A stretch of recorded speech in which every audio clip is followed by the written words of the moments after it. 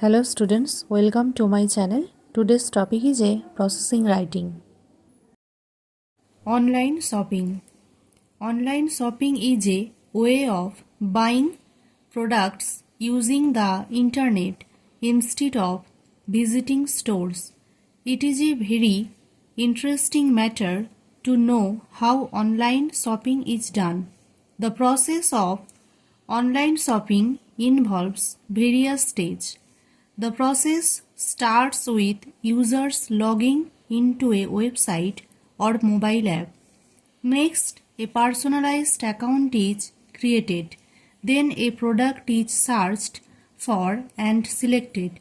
After that, the chosen item is then added to the cart, allowing further shopping activities to be continued. The cart is subsequently assessed and the order is placed, including the selection of the delivery address. Payment options are checked before confirmation. The entire process is concluded by logging out. After making confirmation and online payment, products are delivered directly to home, which makes shopping fast and convenient for people.